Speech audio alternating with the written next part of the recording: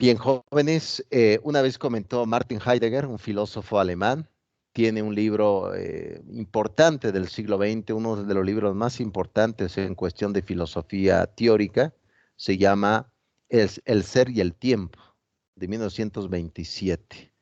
Martin Heidegger, como les había comentado, mencionó una vez que repetir las cosas es volverlo a pensar dos veces. Pues bien, si ven que repito las cosas es que porque lo estoy pensando muchas veces, ilustre estudiantes que están en esta materia. Bien, bienvenidos a diseño y evaluación curricular e instruccional. Bien, ahorita vamos a ver un tema ya de la Compañía de Jesús, siglo XVI, porque vamos a ver un bosquejo histórico de lo que es el currículo escolar. Ya le hemos visto que es un proyecto global, desde los guardias de seguridad, desde la recepción, los docentes, los coordinadores, todo eso es el currículo escolar.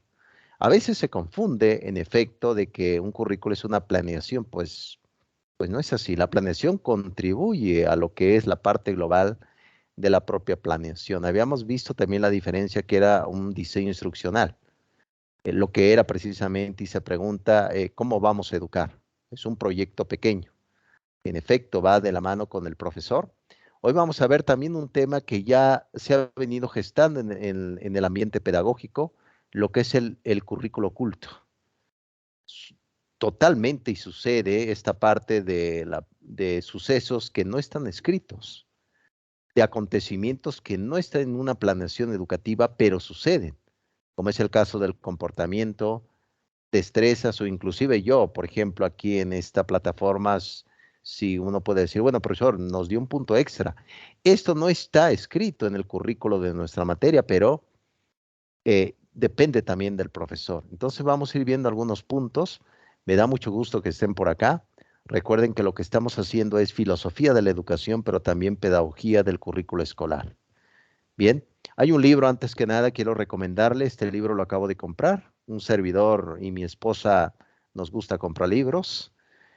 Ya no sé dónde poner los libros, por cierto, jóvenes, ya no sé dónde poner los libros, pero ese es parte también del amor a la literatura. Un docente, sabemos muy bien, ustedes lo saben, si no lee, pues no tiene ventanas hacia el mundo. Fíjense que hubo un filósofo llamado Leibniz. Él hablaba de las mónadas, es decir, la ventana con la eternidad, decía Leibniz. Pues bien, nosotros pues no tenemos una ventana hacia la eternidad, pero tenemos una ventana hacia el ámbito educativo. Pues este libro se acaba de publicar apenas, precisamente es del profesor Gilberto Guevara Niebla, La regresión educativa. Es el análisis de las escuelas del bienestar, Benito Juárez García. Recuerden que ahorita actualmente hay ya aproximadamente 140 escuelas. Algo que hemos aprendido y que estamos viendo aquí es que la calidad no radica en muchos, ¿no? Eso es importante no perderlo de vista. Entonces, si alguien se quiere aventurar, lo pueden comprar en plataforma, en Amazon. A mí me lo llegó por Amazon, editorial Grijalvo. Es un librazo fantástico para ustedes que son educadores y sobre todo que se quieren enterar sobre el tema de lo que está pasando actualmente con las becas, con el tema precisamente de esta profesora llamada Raquel Sosa, que es la directora de las escuelas del bienestar Benito Juárez. La modificación del artículo 3, todo eso es precisamente revisión del currículo escolar en México. Y claro, si quieren echarle un vistazo en América Latina, ahí está también. Hay otro libro que se lo recomiendo, se llama Historia de la Educación en México. Desde la época recuerden que a partir del año 35,000 antes de Cristo, se dio lo que se va a llamar la última glaciación de Wisconsin. ¿Qué significa esto? Que prácticamente esos bloques de hielo llegaban prácticamente hasta Estados Unidos, venía de Canadá, etcétera. Por eso esos lugares del norte son muy fríos. Entonces, de ahí la teoría era del estrecho de Bering, este mar que está en Alaska, cruzan las tribus que venían de Siberia, estas tribus que ya no eran neandertales, sino Homo sapiens. Bueno, algunos no son Homo sapiens, ¿no? Pero bueno, no quiero entrar en detalles. Llegan precisamente a América. Recuerden que aquí lo que era parte de América, América Central, lo que había era mamut. No sé si han visto por ahí muchos fósiles no hay un aeropuerto militar por aquí cerca donde hay muchos mamuts, etcétera. Pues bien, ese libro es del profesor José Manuel Villalpando Nava. Se llama Historia de la Educación en México. Llega hasta el presidente Enrique Peña Nieto, con la reforma del 2013. Recuerden que hubo 3 reformas globales. 1992, Salinas de Gortari. 2008, prácticamente el propio Felipe Calderón, con Josefina Vázquez Mota, que fue secretaria de Educación Pública en esa época, y la desde 2013. Pero usted dirá, oye, profesor, pero ¿a poco no hay reforma educativa actualmente? Pues no, por eso se llama la regresión educativa. Eso lo vamos a analizar ya al final de nuestra clase de lo que es el concepto de evaluación y el diseño precisamente de toda esta parte escolar. Muy bien, sin más preámbulos, vamos a entrar en materia. ¿Quieren comentar algo, jóvenes? ¿Cómo les ha ido con la materia? Ya viene por ahí el análisis de caso 2 en camino, como si fuera el pan temprano, como si fuera las tortillas, ¿no? Vienen caliente, lo que es el análisis de caso 2 y el preproyecto. Les envié una metodología a forma de ejemplo que ustedes pueden tomar para que puedan seguirla y entregar un trabajo de calidad. 8 cuartillas, bien estructurada, contando el índice y la portada. Usted dirá, profesor, pero es mucho. Pues no es así. Recuerden que ya también más adelante, en la siguiente clase que vamos a ver, les voy a decir cuáles son los pasos de cómo se hace un diseño curricular. Es grande, es muy grande.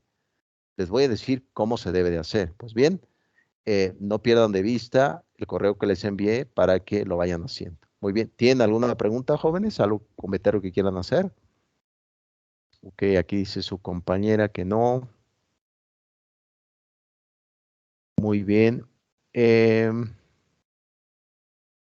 Ok, déjenme aquí, estoy.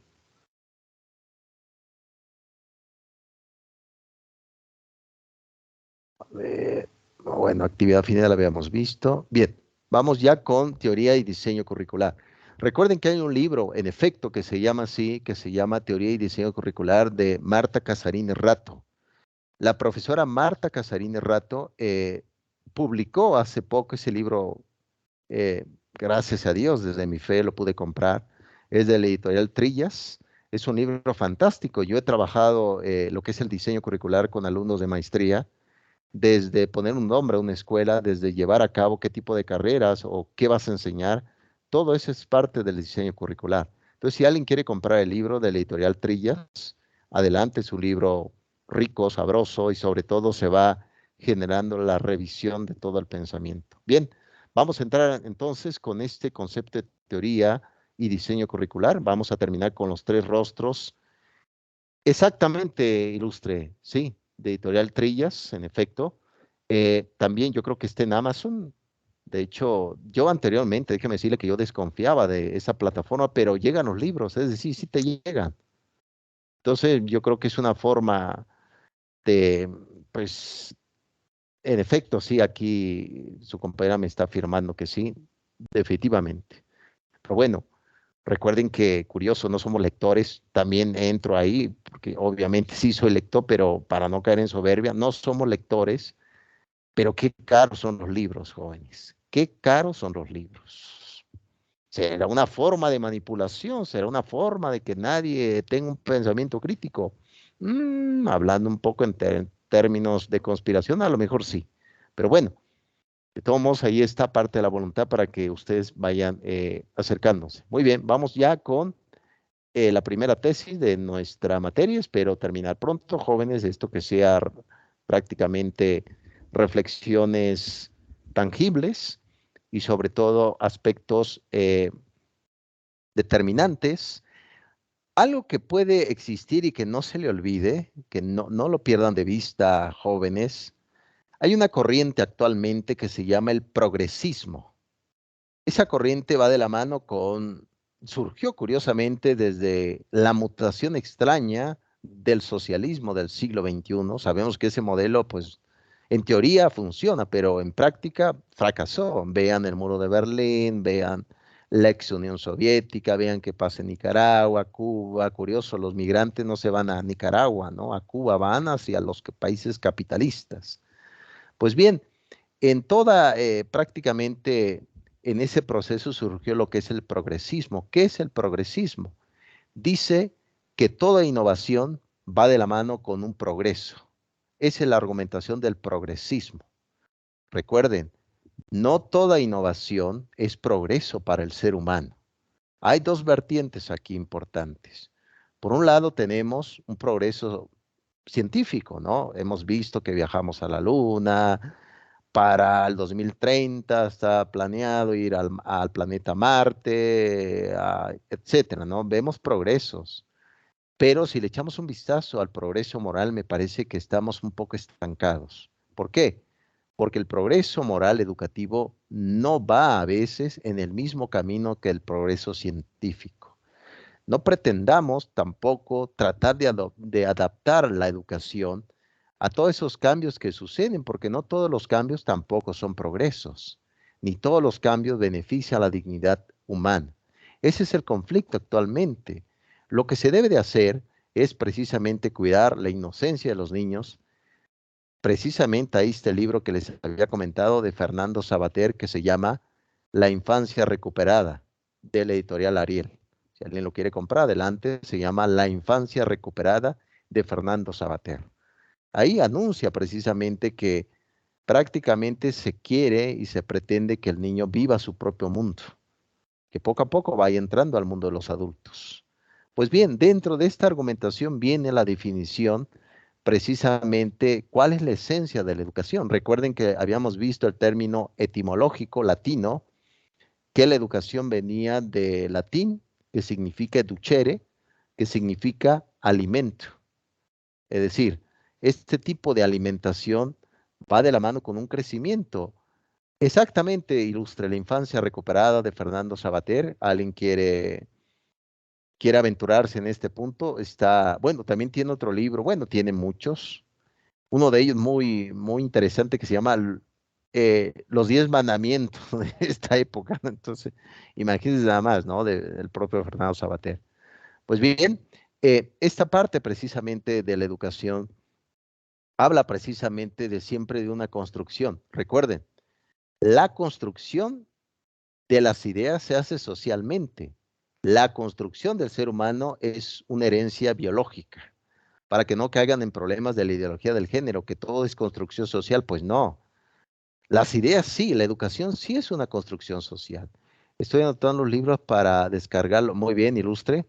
Sí, miren, a veces dentro de la posibilidad que tengamos, hay que descargarlo en PDF, ¿no? Yo creo que la internet nos ayuda para ir buscando estos libros que muchas veces pues no tenemos la posibilidad de comprarlos, pero ayuda.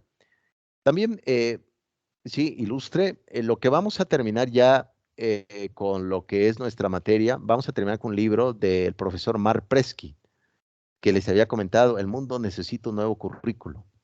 Ese libro lo vamos a terminar con este planteamiento de este profesor. Entonces, vamos a ir viendo que a veces tampoco no es correcto, como actualmente se está haciendo en la nueva escuela mexicana aquí en nuestro país o en América Latina, en pensar que hay conceptos que pertenecen al proceso neoliberal. Recuerden que el neoliberalismo surge a partir del siglo XX, es una corriente económica que dice que la solución lo tiene el mercado. Pues no, es decir, para solucionar todos los problemas sociales, no es decir nada más en un solo sector, también la educación da pautas de solución. ¿En qué tipo de conductas? Si alguien se educa, si alguien aprende, si alguien va construyendo el conocimiento, claro que sí va a lograr sujetos pensantes y sobre todo reflexivos. Bien, quédense con esta característica de educación. Es decir, tanto la familia, que es la primera socialización, como la propia sociedad, que es la escuela, segunda socialización, son una forma por la cual se lleva la educación. Y todo propósito de un diseño curricular, ¿cuál es su propósito final? Recuerden que el currículo es un medio, no un fin. El fin que es la educación de los seres humanos. Eso es el fin. No hay más aspectos. Pero eso también es peligroso. Déjeme platicarle de un libro que si alguien lo quiere leer, pues es un libro pequeño, interesante, muy interesante, crítico, entra dentro de la corriente que se va a llamar pedagogía crítica. Recuerden que en las nuevas escuelas del siglo XX surgió una corriente que se llamó pedagogía crítica. Está Iván Illich, con La Escuela Muerto, y el otro libro también que se llama La pedagogía del oprimido, de Paulo Freire. Si alguien lo quiere leer, adelante. Tiene tintes socialistas, en efecto, pero tiene ideas muy interesantes. ¿Por qué? Porque él le tocó llevar, alfabetizar a trabajadores del campo, de cañería, de que trabajaban en la caña, haciendo azúcar en Brasil, y resulta que platicó Freire con ellos y les dijo, bueno, oigan, lo que ustedes ganan es una miseria. Y uno de ellos dijo, pues no, es lo mejor, es el mejor salario que hemos tenido. Es claro que ellos no sabían del mundo. Entonces Freire les empezó a que ellos pudieran leer, es decir, leer un libro te abre las puertas al mundo, sin duda alguna. Entonces los campesinos empezaron a saber leer y se dieron cuenta de los precios que existían en el mercado y los precios que ellos recibían. ¿Qué pasó? Se levantaron, armaron una revolución. A Freire lo desterraron de Brasil. ¿Qué significa esto? Que la educación siempre será un acto de revolución y un acto también de rebeldía, sin duda alguna. Un acto siempre de rebeldía. Pues bien, ese es el tema del concepto de la misma educación. Muy bien. Y también viene algunas preguntas. Recuerden que hay preguntas a preguntas por el cual es importante que todo pedagogo, todo educador, que ustedes son expertos en educación, yo soy filósofo de la educación, ustedes son expertos en educación, se puede dar cuenta precisamente todo este concepto de qué debemos de aprender, pero qué queremos lograr que surjan de ese pensamiento de los niños, es decir, qué queremos que sea a los niños. Como decía este pensador del siglo XX, Paul Bourdieu, Bourdieu llegó a decir que la escuela era reproductora ideológica de un sistema de gobierno. Bueno, yo creo que ahora en México me parece que así es, pero bueno, Bourdieu prácticamente tenía un tinte un poco, pues totalmente general y demás, pero eso precisamente pues no ayudaba en mucho. Lo que se pretende es que la escuela no sea una reproductora ideológica, sea una reproductora de libertades. Entonces, eso es importante, no perderlo de vista en este tipo de preguntas. ¿Tienen algún comentario, jóvenes?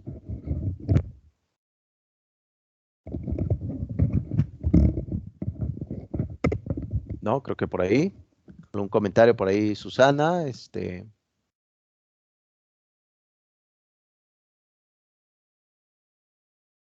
Por ahí, Andrea, Angélica.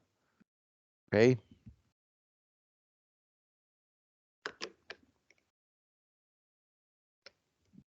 muy bien. Ok, perfecto, Ingrid, muchas gracias. Pues sale, pues, ese es precisamente el tema. Muchas gracias, Susana. Ese es el tema, en efecto, de esas preguntas que debemos y no pierdan de vista. Muy bien, prosigamos. Muy bien. Aquí precisamente ya en la segunda tesis, una forma también de escribir cada uno de los conceptos, vamos a ver el currículo y sus significados.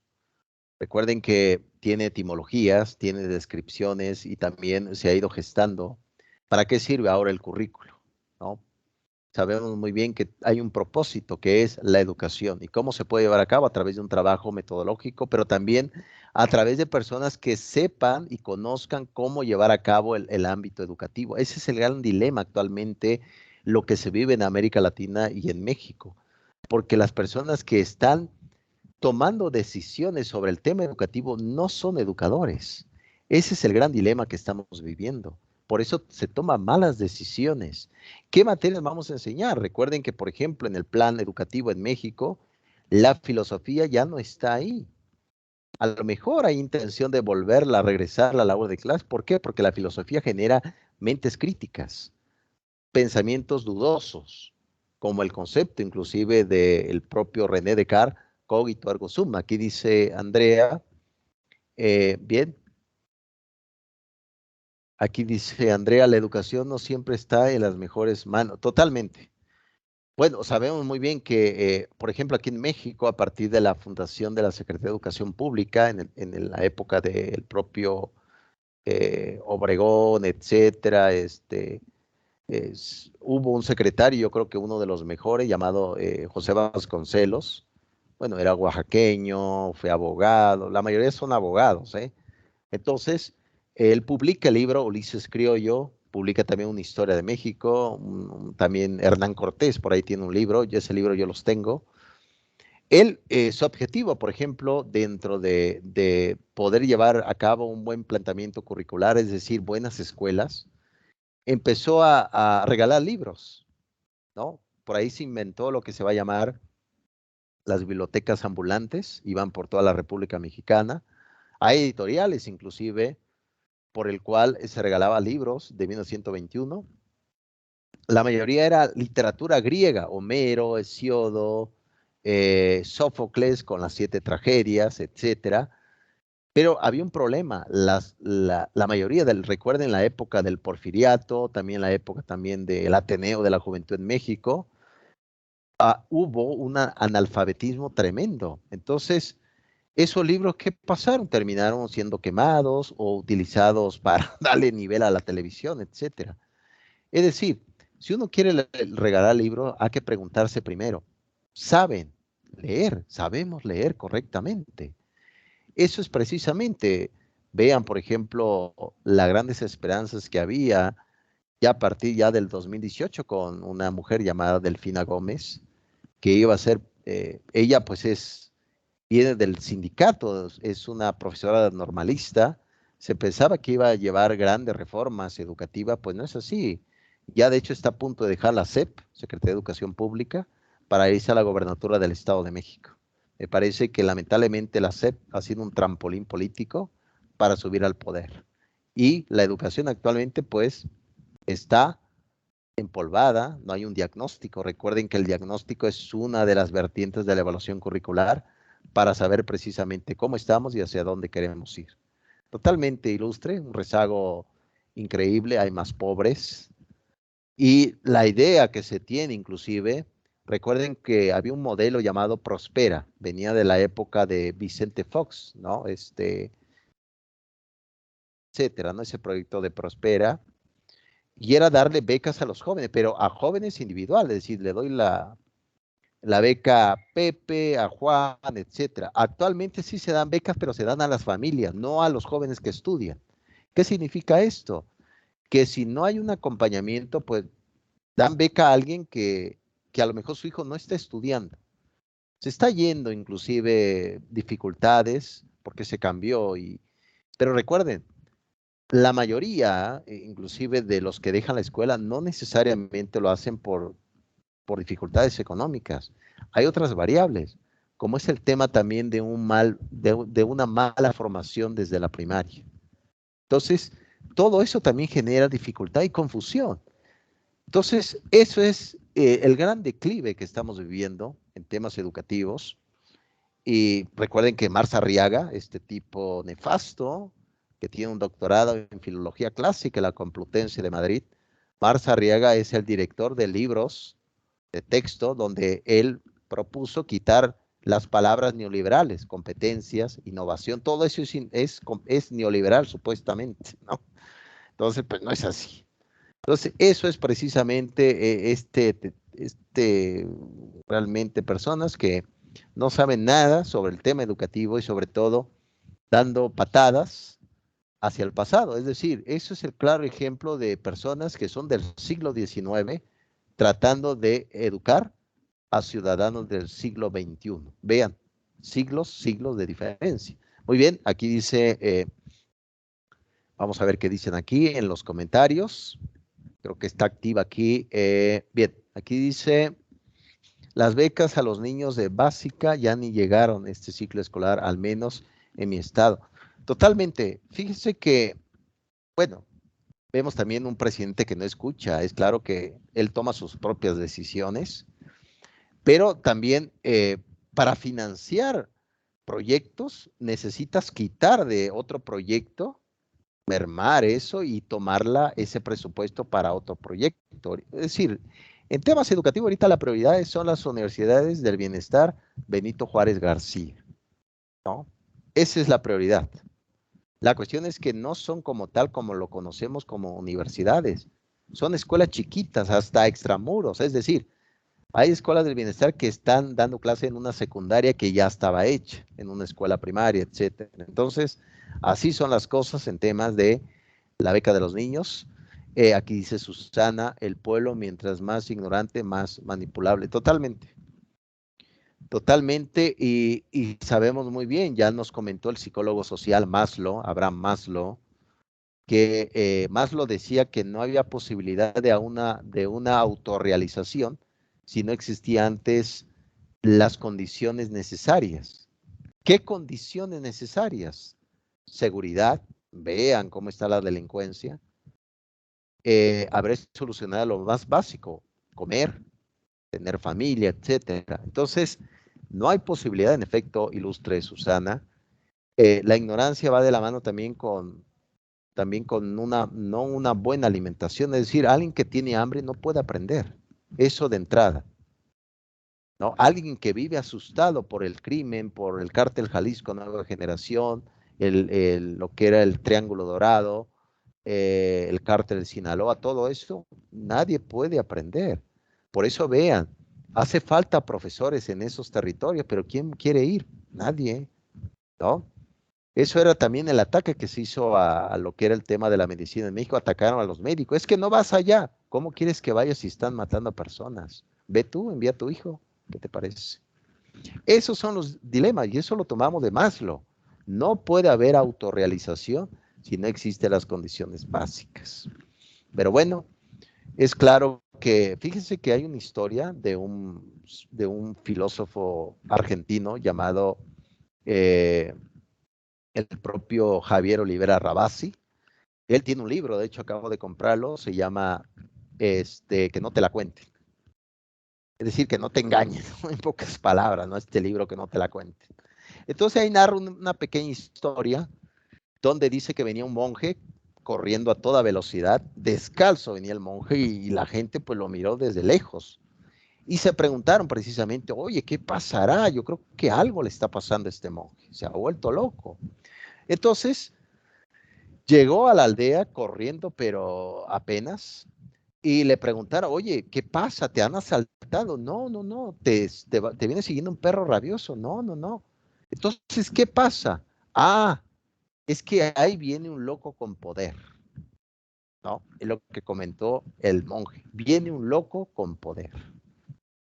Ustedes me dirán precisamente este tema de lo que nos atañe a todos, el tema educativo. Aquí dice Andrea, las plazas docentes se daban como cualquiermente se dice por pedazo, sí, coloquialmente, perdón, sí, totalmente, por pedazo. De hecho, eso fue el gran conflicto que hubo en el 2013, recuerden, con el Emilio Chaifet y luego Aurelio Nuño en el 2015, que era una evaluación, pero una evaluación punitiva. Es decir, la evaluación sirve para qué? Siempre va a haber mejoras. Es decir, el tema de la evaluación curricular, ¿para qué ayuda? Para mejorar lo que no se ha hecho bien. El problema es que fue condicionada la evaluación en el 2013, Andrea. ¿Qué significa esto? Si no pasabas el examen, te quedabas en tu chamba. Todos los profesores normalistas o los que trabajan en el sector público decían, no pasé el examen, te quedaste sin trabajo, te quitan horas. Y actualmente se ha anunciado lo que es el crecimiento horizontal, vertical, etcétera, ¿no? Dentro de la escuela pública en México, pero es un gran debate tremendo. Entonces, eso es precisamente lo que acontece y como muy bien comentó Gilberto Guevara Niebla, es una catástrofe silenciosa, ¿no? Ustedes me dirán que si es así o no, pero hay que tratar también de levantar la voz y que no ningún loco tome la iniciativa por temas educativos, y menos si no saben o mucho menos no conocen la realidad de México. Sí, totalmente, Andrea. Yo creo que a veces ese también uno de los paradigmas. Recuerden que la palabra paradigma significa modelo, Fue inventado por Thomas Kuhn, un filósofo de Estados Unidos, filósofo de la ciencia, así llamado en la jerga filosófica. Y precisamente eso es uno de los grandes paradigmas. La evaluación siempre será un proceso de mejora. Alguien que reprueba no necesariamente no significa que no ha aprendido, no se les olvide. Pero ahora, por ejemplo, el Instituto Nacional para la Evaluación, llamado el INE, se creó precisamente en la época de Vicente Fox, a partir del 2003. Desapareció en el 2019. Recuerden que la bronca también de la prueba PISA, este organismo internacional, sí iba a ser en el 2021, pero ya no se hizo y actualmente está como en recesión en México. Recuerden que la evaluación también ayuda para saber que todo lo que se ha invertido en temas de políticas públicas ha funcionado o no. ¿Y eso cómo nos puede ayudar? Para exigir, oye, ¿por qué invertiste en esto y no funcionó? Ya no lo vuelvas a hacer. Para eso sirve también la evaluación en temas de políticas públicas. Pero si no hay una evaluación, ya no está la prueba enlace, ya no está el Instituto Nacional, ¿qué es lo que se va a evaluar? En efecto, sí, se realizará en octubre de este año. En efecto, Susana, ojalá que así sea. Por ahí creo que había dicho como que estuvo así diciendo la CEP, sí o no, pero qué bueno que lo confirmas, Susana. Pues bueno, eso es el tema de toda la evaluación de la prueba PISA. Se realiza cada 3 años, en efecto, pero para eso ayuda, es decir, la evaluación te ayuda para 2 factores. Uno, para decirle al docente y a la escuela que toda la formación curricular que están haciendo funciona o no, o se debe de cambiar. 2, si las políticas públicas realmente funcionan o no. Por ejemplo, en estas universidades del bienestar, Benito Juárez, la chamba no es segura. Hay muchos profesores que dejaron hasta su casa por ir a dar clases desde Mérida, Yucatán, hasta la Ciudad de México, hasta Texcoco. Muchos dejaron su hogar y resulta que a los 3 meses las corren. Entonces, no hay nada seguro y eso es precisamente ayudaría muchísimo para saber, bueno, es correcto lo que estamos haciendo, es correcto ofertar una carrera de béisbol, ayudará a tener una carrera de béisbol en estos tiempos, o mejor, no apostar por carreras científicas, como es el tema de la educación o la pedagogía, que son carreras de mucha demanda, siempre se van a necesitar buenos educadores. Muy bien, excelente, yo creo que ahí vamos funcionando. Ánimo, ilustres alumnos. Hoy terminamos no tan tarde para que sea también poco a poco, no sea un proceso tan fuerte, ¿no? Un machetazo, ¿no? A ras del suelo, sino que sea prácticamente un proceso poco a poco. Muy bien, vamos a ver en temas de etimología, el tema del currículum. Recuerden que currículum es de neutro, plural. La currícula en plural, la currícula en singular, el currículum en neutro, ¿no? Entonces es correcto decirlo precisamente este punto. Muy bien, la etimología viene precisamente, habla del curro, ¿no? Se asocia a estas concepciones un tema de carrera. Recuerden que esta concepción venía de las Olimpiadas en Grecia. Los griegos inventaron este tipo de competencias. De ahí viene también la palabra competir, es decir, la palabra competencia educativa. Pero precisamente a través de esa carrera, muchos no llegan, muchos se quedan en el camino. ¿A poco no? Así no es su carrera, jóvenes. Su carrera es precisamente eso, van corriendo. Oye, pero yo no tengo resistencia, aguanta, casi llegas y algunos se quedan a mitad de camino. Y eso genera precisamente deserción, que no es lo mismo deserción escolar que abandono escolar, ¿no? El abandono pueden regresar, la deserción escolar muchas veces no es así. Influye diferentes variables, por lo tanto está curro, está el concepto de currículo vitae, ¿no? Que lo hemos visto. Ya, envíame tu currículo vitae, currículo viventi, ¿no? Tu currículo de las vivencias que has hecho. Perfecto. Habla de un camino de vida o carrera de vida, ¿no? Tiene esa concepción del término de la etimología. Y también precisamente lo que se quiere es que lleguemos a un objetivo. El autor, más adelante vamos a ver a Hilda Taba con el proceso social y con Rap Tyler. con el concepto de los objetivos. Para Tyler, el currículo escolar es un objetivo. ¿Qué objetivo tienes? Terminar tu carrera, perfecto. ¿Tú qué me das? Ah, yo te daré lo necesario para que termines. Formación, docentes, instalaciones, tecnología, todo eso para que tú termines, ¿no? Creo que sí, ilustre, creo que vamos bien, excelente. Bien, entonces, ya habíamos visto, ¿se acuerdan que les había comentado qué es el currículo escolar? Aquí viene la etimología. Son precisamente los caminos del aprendizaje. Eso es. No puede existir una escuela si no existe alumnos, al igual que profesores. Las dos entidades importantes y que tienen significado es el profesor y el alumno. Claro está que ahora sabemos muy bien, gracias al constructivismo, que las condiciones también deben de ser necesarias para aprender.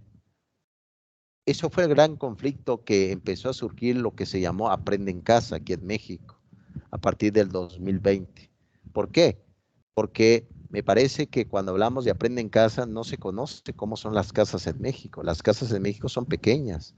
La mayoría de las casas no tienen puerta, entonces puede estar alguien viendo televisión en la recámara y tú tomando clase en la sala y estás escuchando toda la televisión y no te concentras.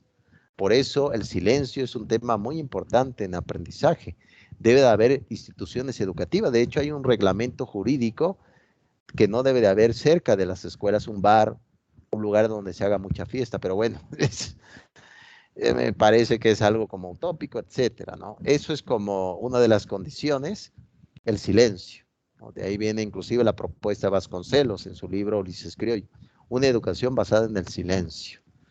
Y la otra condición también es poder contribuir también el tema del hambre.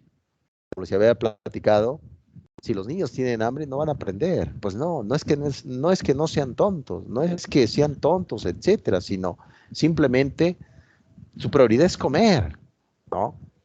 Y el tercer punto también, el efecto climático. El calor, el frío influye también en el aprendizaje. Sabemos muy bien ahora que sí es así. Influye todo eso.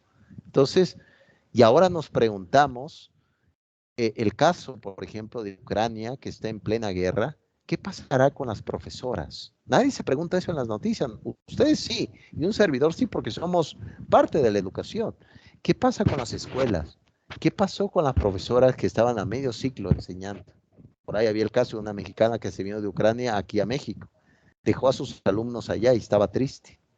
Ese es el compromiso de de los propios docentes. Nadie puede aprender con bombas cayendo a lo lejos. Nadie puede haber aprendiendo en eso. Entonces, pierdan de vista los caminos del aprendizaje.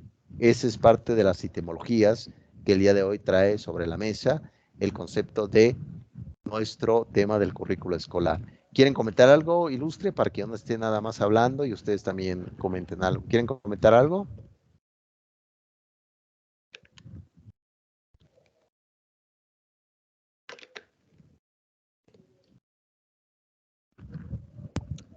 No se amontonen muchos jóvenes porque puede explotar. Bueno, ya que nadie habla, yo. Adelante, adelante. Por ejemplo, yo trabajo en una escuela federal, maestro. Sí, Yo soy administrativo especializado ahí. Eh, la situación así para que los niños aprendan en línea es imposible. No hay recursos, los papás no tienen, o sea, estamos hablando que en las escuelas federales las mayorías de las familias son de mamá, papá, si es que están los dos juntos o están a cargo de la abuelita y son 3 hermanos, 4 hermanos. Entonces, imagínense tomar 4 hermanos clases en línea solos porque mamá y papá tienen que salir a trabajar o porque la abuelita tiene que trabajar. Era imposible para los niños. Entonces, hay un gran rezago, al menos acá en mi estado, yo soy de Tamaulipas, hay un gran rezago escolar, pero bárbaro. O sea, hay niños de tercer grado que no saben leer, niños de cuarto que no se saben las tablas, niños de primero que no se saben del 1 al 100. Es imposible, eso de aprende en casa fue algo muy inservible para los niños, para todos. totalmente, ilustre, tiene razón. Es claro que el impacto como un meteorito cayó el COVID, vino a sacar problemas que ya existían en México, para empezar. Es decir, no es que estos problemas surgieran con el COVID, ya existían estas dificultades. Por otro lado, con esa política educativa, que es una política educativa que nadie debe de reprobar, todos deben de pasar, al menos con 6, con 7, etcétera. Eso va a ocasionar precisamente, porque recuerden que el sentido productivo de un país se debe gracias a los ciudadanos, no a un presidente ni a su grupo de sectas, no. Se debe gracias a los ciudadanos que producen a través de las ideas y a través del trabajo. Sí, es el grave problema.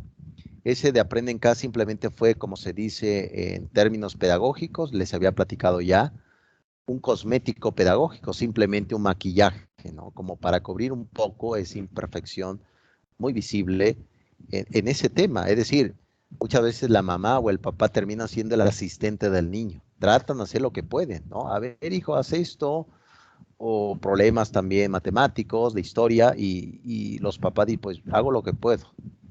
Y también hay otra dificultad, curiosamente, el tema de los gastos en la casa. Cuando uno toma clases en casa, cuando uno tiene esa modalidad online, tienes que pagar más luz, tienes que pagar más internet. ¿Cuánto cuesta un equipo de hardware, como se le llama? Es decir, la computadora, el aspecto físico de la tecnología. Y aparte el software, compras una computadora, tienes que instalar el Office.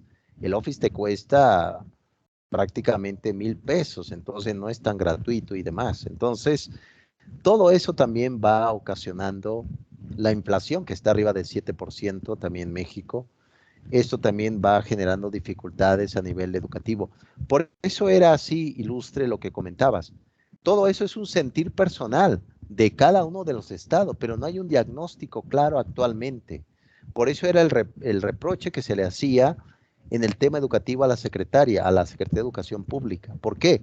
Porque se hace una propuesta curricular, pero antes no se ha solucionado a través de un diagnóstico cómo está la antigua escuela mexicana. ¿Cuál fue el impacto del COVID en temas educativos? Me presentas una nueva escuela mexicana, que así se le llama la nueva escuela mexicana, un nuevo currículo escolar, pero antes no me has dado tú un diagnóstico de cómo está el problema de la familia, de los niños y de los profesores. Recuerden, a nivel pedagógico, no puedes tú presentar un diseño curricular si antes no se hace un diagnóstico. Un ejemplo, quiero poner una escuela que se va a llamar Samuel Ramos, en un lugar, pero tengo que primero hacer un diagnóstico. ¿Cómo están los alumnos? ¿Qué tipo de colegiaturas voy a cobrar? ¿Qué tipo de carrera voy a ofertar? Eso se quiere, pero actualmente sacaron un currículo donde quitaron las palabras de innovación, de competencias educativas, de estrategias, todo eso porque es neoliberal. Pues no, no funciona así la cosa. Yo creo que precisamente así es. ¿Qué podemos hacer? Lo que podemos hacer cada uno de los estudiantes, ustedes que van a ser licenciados en educación, muchos ya tienen una formación ya muy vasta. ¿Qué debemos de hacer? Transformar nuestra realidad personal, no el mundo. Para empezar, no es así, ¿eh? Es decir, no piensen que van a cambiar todo México, no, con que cambien su salón de clases, con que cambien su aula a través de un pensamiento crítico, también reflexivo y competitivo, con eso está más que dispuesto el cambio desde ahí, desde la realidad. ¿No? Entonces no se angustie, es que quiero cambiar, no. Recuerde que decía Freire, la educación cambia a la persona y que la persona va a cambiar el mundo, sin duda alguna. ¿No? Entonces, temas básicos, hay gran rezago. Hay muchos que no saben leer, muchos no saben hacer cuentas matemáticas. Entonces, ese es un gran problema y precisamente por eso es importante nuestra materia ahora. Muy bien, gracias, Ilustre. Muchas gracias por ahí, Andrea. Creo que no hay preguntas. Muy bien. Entonces, vamos ya con el siglo XVI. Estamos dando un bosquejo qué fue el currículo escolar. En el siglo XVI, recuerden que en 1540 se funda una compañía que por ahí enviamos también gratos saludos a los jesuitas que no la están pasando muy bien aquí en México. Es decir, peligras por decir la verdad. Es decir, el que miente no peligra, peligra los que dicen la verdad, ¿no? Entonces, eso es precisamente, es decir, también la verdad es peligrosa, creo que nos damos cuenta de eso. Bien, entonces a partir del siglo XVI hubo un militar español muy bravo, con mucho coraje, que se dedicaba pues a la guerra, etcétera, ¿no? Un militar, pero fue herido en una pierna, quedó en reposo por un largo tiempo y revisó un libro, curiosamente, llamado Vidas Doradas. Esas vidas doradas hablaba sobre la historia de los santos, por ejemplo, San Francisco de Asís, que caminó en fuego ardiendo, ¿no? Lo puso un musulmán, decía, si tienes fe, camina en este fuego, y caminó y no le pasó nada. Entonces, todas esas grandes historias de San Francisco de Asís generó en Ignacio de Loyola una gran reflexión totalmente sustentada. Se doctoró en arte y fundó la Compañía de Jesús, que ellos fueron los primeros educadores en hacer la escuela un internado. Un servidor, inclusive yo estudié 4 años en un internado marista, estuve internado por 4 años, ahí terminé mi preparatoria en su momento cuando era joven, y ahí te das cuenta precisamente la formación. Y de ahí venía un término que no se llamaba como tal. Ahorita vamos a ver de dónde surgió y quién fue el que inventó la palabra currículo. Aquí precisamente venía el término disciplina, disciplina, que se daba precisamente a través de qué? A través de un horario. ¿Cuál es la disciplina? Levantarse a las 5 de la mañana. Eh, hacer el aseo, porque la higiene también es un proceso pedagógico también del cuerpo. Luego tenías que ir a hacer esto, realizar y luego irte a la escuela, hacer las cosas de la casa, etcétera. Toda esa disciplina precisamente dio como resultado parte del proceso o del curso académico, que iba de la mano, lo que te ofrecía, es decir, tú entras a mi escuela y yo te voy a ofrecer todo esto. A eso le llamaban los jesuitas la disciplina, y comúnmente se dice en latín ratio studium, ¿no? Es decir, este esquema o esta razón de estudio daba como resultado este tipo de proceso. La Salle también, los lasallistas también tienen escuelas muy interesantes, los maristas con San Marcelino y Champañac también tienen internados, las escuelas Don Bosco, Juan Bosco también tienen todo un proceso educativo que tiene que ver con la disciplina. Como tal, no se conocía el currículo, pero se le llamaba disciplina, ¿no? Eso es precisamente ese bosquejo de ese tiempo del siglo XVI. Muy bien, ánimo jóvenes, ánimo. Y totalmente se traduce de esa disciplina como prácticamente la estructura que es una escuela. Recuerden que también hay un proceso, algunos le han llamado el currículo, lo que es el currículo informal.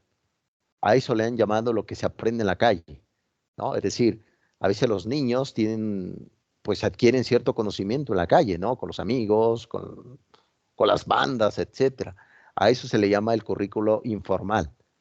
Es decir, siempre va a haber un aprendizaje, no científico, pero va a haber un aprendizaje. Aquel que te enseña, por ejemplo, a manejar, o el que te dice cuál es el camino más corto para llegar a casa, etcétera. Todo eso es aprendizaje, pero es un aspecto informal.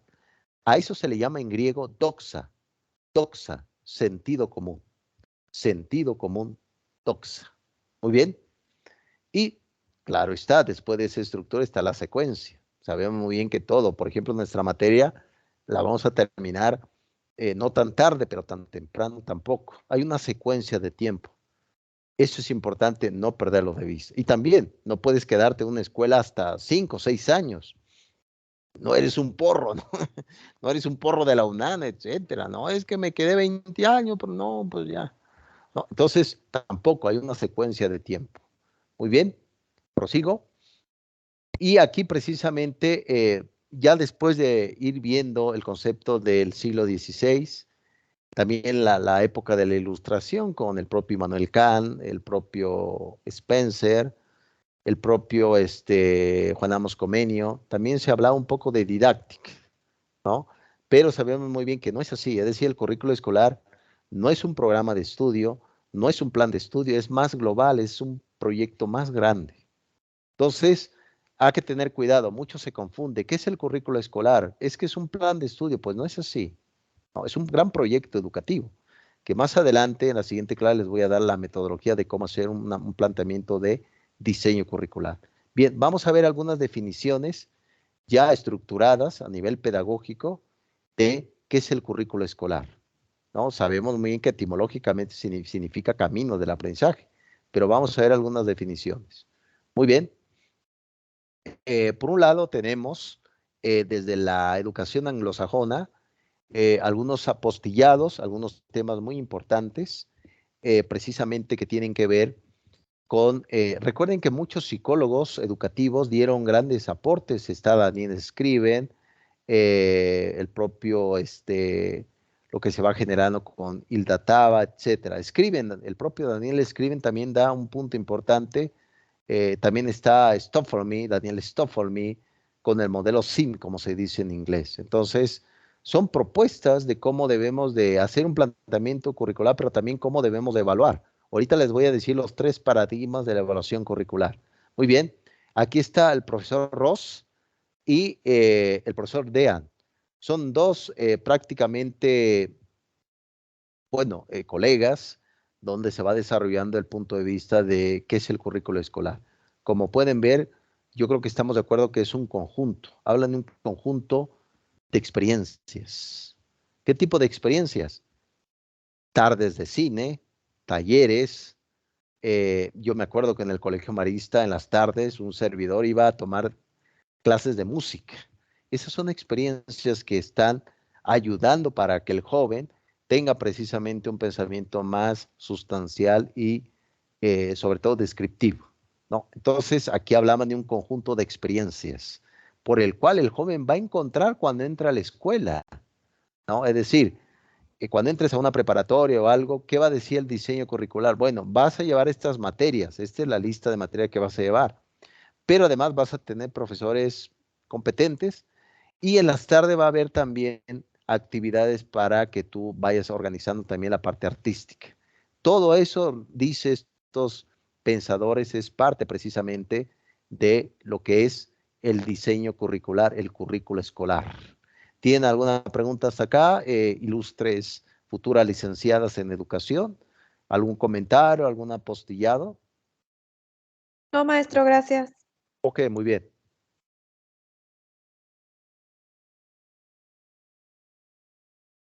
Muy bien.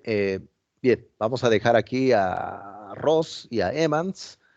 Y vamos, bueno, fue en 1967, déjeme decirle, entonces ya un poco de tiempo. Pero recuerden, si por ejemplo ven un libro de educación que es de los 70, de los 80, recuerden, muchas veces no va acorde el tiempo social con el tiempo de la educación. No lo pierdan de vista. Ese es el error también que se cae a nivel educativo. Pensamos que todo lo que venga, adelante con el tema educativo. No. La mayoría de las respuestas para las dificultades de aprendizaje de los niños, jóvenes y adultos, no se encuentra en lo que va a pasar, sino en lo que ya pasó, en la estructura del siglo XX, en la estructura del siglo XVIII. Por eso no se confundan. No todo lo nuevo es lo mejor para la educación. Bien, aquí el profesor Charles eh, habla sobre un punto de vista precisamente sobre el concepto de el proceso educativo. Aquí precisamente habla otra vez del conjunto de planificaciones de lo que va a ser la escuela. Recuerden que la palabra escuela, ya les había comentado en términos etimológicos, significa ocio, escuela, ocio. No es que se vayan a dormir, sino van a trabajar el pensamiento intelectual, ¿no? Entonces aquí el profesor nos habla precisamente de lo que se busca un resultado de aprendizaje. Por eso, cuando veamos ya los pasos para hacer un diseño curricular, se va a dar cuenta que hay un apartado que se le llama perfil de egresos. Es decir, todos los que salieron de mi escuela, qué competencia desarrollaron y cómo lo pueden llevar a cabo, si son exitosos o no. Ah, es que profesor, no encuentro trabajo. Híjole, se me hace que el currículo no ha funcionado, me parece. No ha funcionado. ¿Qué está sucediendo? ¿No? Entonces, eso es precisamente una forma que se puede dar a entender a través de esta descripción. Muy bien. Ya también para ir terminando, jóvenes, y tampoco que ustedes tampoco no se angustien tanto. Bien, ¿quién fue el que inventó el concepto de currículo escolar. Aquí les presento al profesor Franklin Bubit, un psicólogo educativo de Estados Unidos, donde habla precisamente del concepto de, fue el primero que empezó a interpretar y le llamó la palabra currículo escolar. Fíjese, de 1924, precisamente empezó a organizar y a tomar esa palabra de currículo escolar. Franklin Bubit. En tiempos educativos está a tiro de piedra, déjenme decirles, está a tiro de piedra el concepto de lo que es el currículo escolar, al igual que la evaluación. Recuerden que la evaluación es un gran debate tremendo, porque cuando se hace un diseño curricular, viene también diferentes apartados que ahorita lo vamos a ver, pero también queremos saber si lo que hemos hecho es correcto, ha salido bien, ha funcionado. Pues precisamente el tema de la evaluación también tiene sus controversias. Recuerden que la evaluación tiene 3 estados, se conoce en pedagogía. El diagnóstico, ya les había platicado, diagnóstico, evaluación formativa y evaluación sumativa. Esos son los 3 apartados pedagógicos que actualmente se maneja y se utilizan. Algunos les da como mayor énfasis a la sumativa, es decir, si no sacas 10 no eres miembro de la escolta. Un ejemplo en secundaria. Oye, profesor, pero me porté bien, participé, sí, pero no pasaste el examen. Ya no vas a ser miembro de la escolta. Algo muy distinto es en la evaluación formativa que dice, sí, no te preocupes, mira, te voy a ayudar para que seas miembro de, o recibas este diploma que termina empolvado en el tiempo, ¿no? Pero vas a recibir eso, ¿no? Entonces, eso es parte del proceso de la evaluación. Pero también la evaluación viene de varias corrientes, que es importante no lo pierdan de vista. Por un lado tenemos la evaluación cuantitativa. La evaluación cuantitativa mide resultados a través de los números, a través de estadística. La evaluación cuantitativa viene desde la escuela del positivismo. Recuerden que el positivismo se fundó en Francia en el siglo XIX. Recuerden, orden y progreso, que por ahí dice una bandera de Brasil, orden y progreso. Lo funda Augusto Comte. Comte decía que la única posibilidad que tenemos es a través de la ciencia. No sirve el sentido común, mucho menos el amor, decía Comte.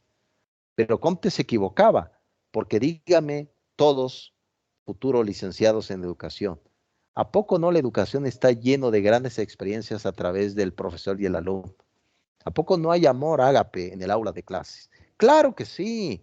Los alumnos se emocionan, lloran. Oye, profesora, profesor, ¿cómo que ya no me va a dar clase? Lo voy a extrañar. Eso no lo dice ningún currículo escolar. Eso es la vivencia. Por lo tanto, la nueva propuesta es que se deje la evaluación totalmente cuantitativa. Recuerden, por ejemplo, nuestra universidad maneja A, B y C. No sé si se han dado cuenta. Es que saqué A, profesora. A, ¿qué significa? A, sacaste 10. Saqué B, yo sacaste 8. Saqué C, profesor, sacaste 5. ¿Cómo, profesor? Pues sí. ¿No? Eso es lo que se busca, es decir, una evaluación cualitativa, no cuantitativa. La evaluación cualitativa viene desde las ciencias sociales, ¿no? A partir ya del siglo XX. Entonces lo que se busca es que no desaparezcan los números, no, sino que no solamente te quedes con lo cuantitativo. Ah, Pepito sacó 5, ha entregado sus tareas, se ha portado bien, participa en las clases, ahí te va un 8. Para eso nos referimos en la evaluación totalmente cualitativa. Y para hacer la evaluación cualitativa hay muchos instrumentos. Está la lista de cotejo. No sé si por ahí lo utilizarán ilustres estudiantes. La lista de cotejo, llevar información también de los grupos. Ahí dice su compañera que sí.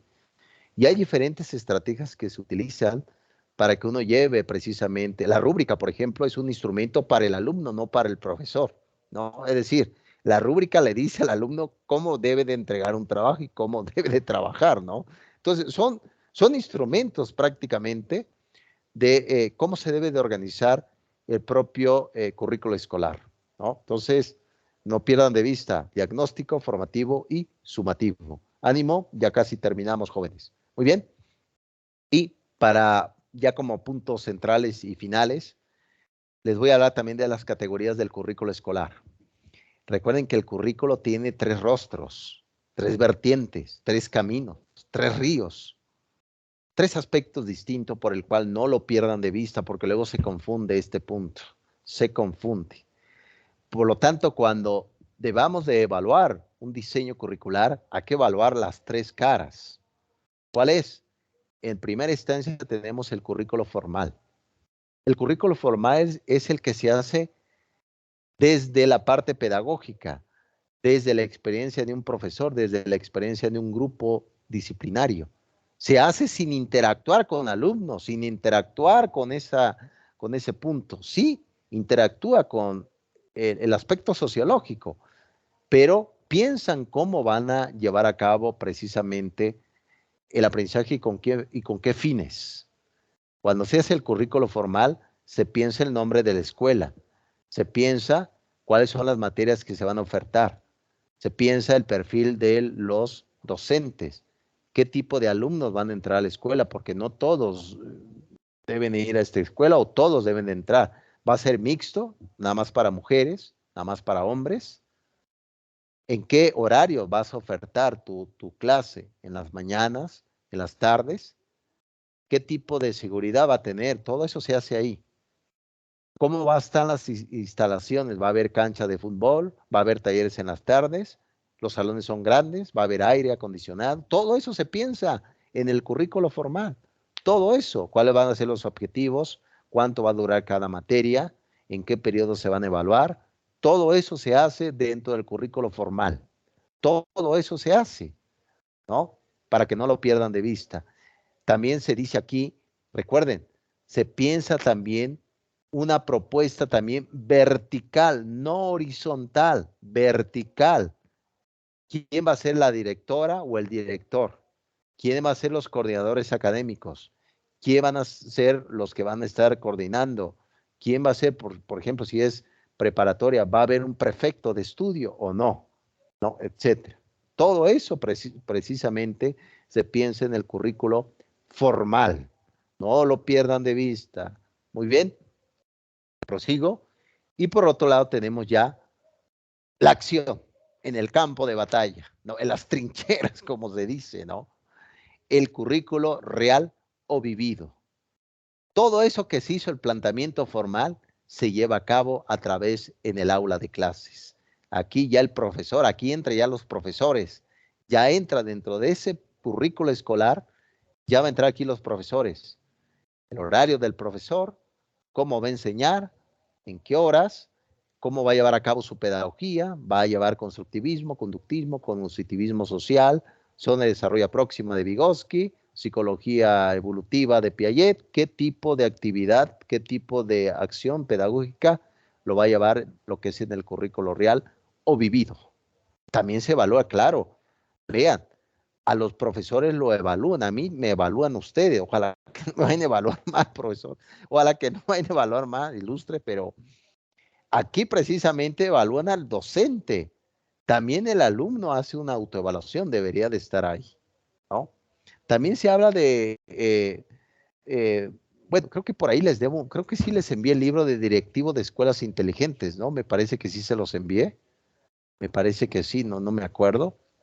Pero ahí hablaba precisamente, bueno, hay la evaluación del aprendizaje cooperativo, hay otro libro de los hermanos Johnson, se llama La evaluación del aprendizaje cooperativo, yo lo tengo ese libro, si gusta se los envío ahorita en un momento más, que suba mi video a YouTube, se llama La evaluación del aprendizaje cooperativo de los hermanos Johnson. Ese libro yo lo he trabajado mucho en maestría, si gustan se los paso. También evalúan eso, es decir, evalúan el comportamiento del docente, cómo ha dado su clase, y también el profesor va a evaluar a los alumnos. Entonces, en esta parte del currículo real o vivido se ve esto, el campo de batalla. Muy bien. Y por último, tenemos también el currículo oculto. Es una de las vertientes, algunos decían que no existía, claro que existe. Tiene otro nombre, se llama el currículo escondido. como la escondidilla, ¿no? Hubo por ahí, yo me acuerdo cuando estaba pequeño, había un juego que se llama las escondidillas, ¿no? Ibas, aventabas una lata y todos se escondían, ibas tú buscándolo, ah, aquí está, aquí está. ¿Qué es el currículo oculto? El currículo oculto es todo lo que sucede en la escuela, pero no está por escrito, no está detallado. Es imposible describir una realidad en papel.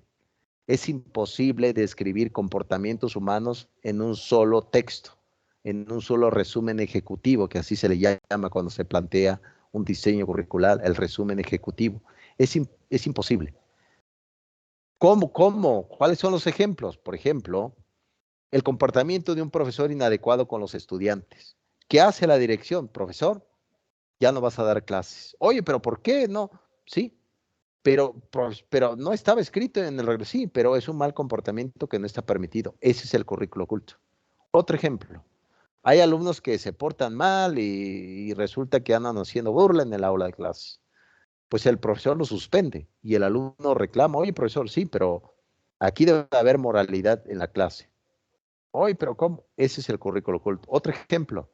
Cuando el profesor prepara sus clases, hay profesores que repiten o dan su propia clase a ellos mismos a través de un espejo. No tienen por qué enterarse los alumnos. Ese es el currículo oculto. Hay mucha funcionalidad. Otro ejemplo. A veces pasa, a mí me ha tocado también que hay alumnos que se esfuerzan. Yo los veo, los comprendo, leo sus ideas. Y resulta que, pues, pasa con 7. Bueno, le voy a poner un 8. Pero antes vi el esfuerzo que realizó. Ese es el currículo oculto. Como pueden ver, tiene un impacto impresionante. Y usted dirá, oye, profesor, pero ¿cómo vamos a evaluar? Hay mucha evaluación. ¿Qué significa esto? Esto nos da posibilidad de acción, posibilidad de trabajar y sobre todo no determinar a través de un número comportamiento, sino buscar más allá aspectos que no están por escrito, pero que ayudan para el ámbito del aprendizaje. Pues bien, eso es precisamente a grandes rasgos lo que va a ser la teoría del propio aprendizaje en temas de currículo escolar. Más adelante vamos a ver algunos puntos ya de la metodología y vamos a ir ahondando un poco más de lo que va todo esto. Y también les quiero preguntar, ilustres estudiantes, ¿cómo ven que tengamos otra clase o ya lo dejamos hasta acá? No sé si van a poder estar, porque una vez inclusive a mí me tocó que estuve con otro grupo, claro, la licenciatura y la materia, recuerden, todo se hace precisamente en términos online. Yo lo que estoy haciendo es el currículo oculto, déjeme decirle, les quiero confesar que lo que estoy aplicando es el currículo oculto. ¿Por qué? Porque en el reglamento de nuestra institución, nuestra materia es totalmente online. Es decir, no debería de haber clases así. Yo lo estoy haciendo por mi cuenta. Ese es el currículo oculto. Por acá dice, ilustre, sí, otra, muchas gracias, Susana. Sí, bueno, es parte también de mi compromiso con todos, trabajar aquí. Y pues sí, yo creo que si gustan, armamos otra sesión. Aquí dice Andrea, a mí me encantaría tener otra clase con usted y quedo muy agradecida por su tiempo y dedicación. Muchas gracias, Andrea. No, esto no fuera posible, me parece bien, otra clase, claro, ilustre. Esto no fuera posible sin todos, ¿no? La presencia de todos, sobre todo el pensamiento crítico. Algo que se lleven de esta materia es que cuando piensen, por ejemplo, de una institución que digan, bueno, es que aquí los profesores no son buenos. Ah, debemos evaluar el currículo vivido, no el currículo formal. Por eso ayuda precisamente segmentar la esencia de un currículo escolar para poder identificar un problema y poder también hacer. Tampoco no hay que perder de vista que no, tampoco una universidad no debe de ofertar licenciatura que la sociedad no necesita. Se debe de pensar claramente, por eso vamos a ver las fuentes más adelante epistemológicas, sociológicas, para ver qué es lo que necesita la sociedad y realmente cuál es la forma también de que el sujeto pueda crecer. Muy bien, eso fue la sesión del día de hoy, jóvenes ilustres. Vamos a tener una sesión de 1 hora. Vamos a ir ahondando, vamos a ir trabajando. Les había puesto hasta las 9, pero también para respetar su tiempo y que se vayan también ubicando en temas del aprendizaje. Entonces, pues bueno, yo creo que ya quedamos. La siguiente semana tendremos otro encuentro sincrónico. Va a ser precisamente, claro que sí, profesor, sus clases son de gran ayuda, cuente conmigo. Muchas gracias, Ilustre. Eh, Vamos a dejarlo para la siguiente semana, igual el jueves, vamos a tener otra clase. Y hagan de su literatura, hagan de sus libros. Tengo también otro libro que se los había comentado, es un librazo, si gustan se los comparto el día de hoy, si quieren. Se llama Crear hoy la escuela del mañana. Crear hoy la escuela del mañana. Es un tema curricular, sin duda alguna. Es del profesor, es un inglés, prácticamente que ha trabajado en ese pensamiento y sobre todo, al igual que Mark Presky, ese pensamiento de lo que se puede formar las ideas para este tiempo. Entonces, el profesor Richard Gerber, así se llama, su libro se llama Crear hoy la escuela del mañana. Si gustan, se los comparto en un momento más, cuando ahorita que les comparto el video, para que les vayan armando su biblioteca personal, en línea, etcétera. Pero recuerden, sí, muchas gracias, Andreas. Les voy a compartir ahorita el libro de Richard Gerber, Crear hoy la escuela del mañana. Recuerden, esta literatura viene a complementar lo que ya está en la plataforma, para que no lo pierdan de vista tampoco. No quiero ser tampoco un revolucionario, no. Prácticamente profesor y apoyo también a mi universidad, a nuestra universidad donde estamos, y sin duda alguna piensen bien también prácticamente que nuestra universidad Interamericana para el Desarrollo busca, como dice su lema, formando en valores. Precisamente ese es el resultado de la academia, formando en valores. Bien, jóvenes, les envío ahorita el libro, les voy a enviar también otro librito por ahí para que vayan armando su biblioteca y nos vemos la siguiente semana. ¿Qué les parece?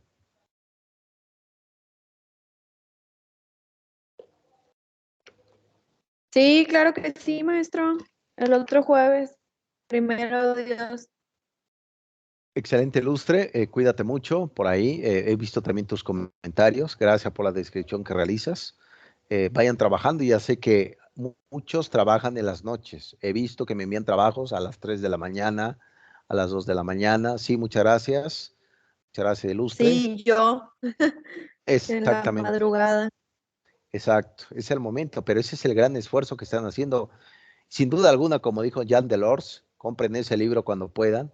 Se llama La educación encierra un tesoro. Así se llama. La educación encierra un tesoro.